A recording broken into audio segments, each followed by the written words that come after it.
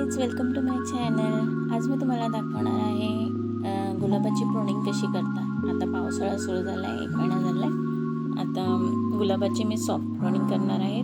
फुलं छान येत आहेत. माझं झाड आहे व्हाईट गुलाबाचं आणि याला कट करताना प्रूनर असतं ते शार्प असावं आणि याला तिरपा एक कट मारायचा असा, एक बोटाच्या अंतराने, 1-1.5 बोटाच्या अंतराने कटिंग करून घ्यायची आहे. सुकलेले पानं वगैरे ते रेग्युलर काढत राहायचं आहे. बघा, रेग्युलर कापल्याने कसं, हे बघा, रेग्युलर कापल्याने झाडाला छान वाढ येते, नवीन पालवी फुटते, नवीन फुलं कळ्या येतात. आणि हार्ड प्रूनिंग असते ती ऑक्टोबरमध्ये करायची. आता मी सॉफ्ट प्रूनिंग केलेली आहे. सुकलेले थोडं पानं पण आहे.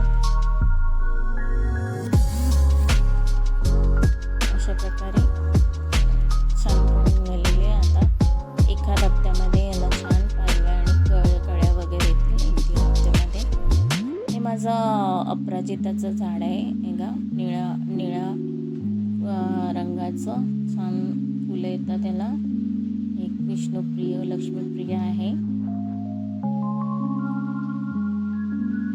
पावसाळ्यामध्ये छान वाढते हे झाड. मी हे झाड डिसेंबरमध्ये लावलेलं.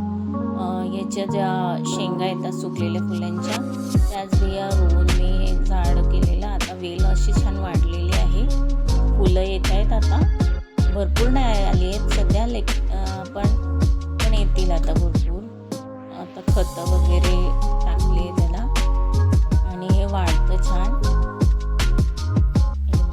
सुकलेले फुले ती कापता ते तशीच ठेवायचे आहेत आणि त्या शेंगाच्या, सुकलेल्या शेंगांच्या बिया जपून ठेवून नंतर मग ऑक्टोबर नोव्हेंबरमध्ये पुन्हा रोपायचे आहेत त्या. हे बघा, छान वाढलंय झाड. याला सेंद्रिय खत, गोबर खत टाकायचं आहे, शेणखत टाकायचं आहे आणि कंपोस्ट वगैरे टाकायचं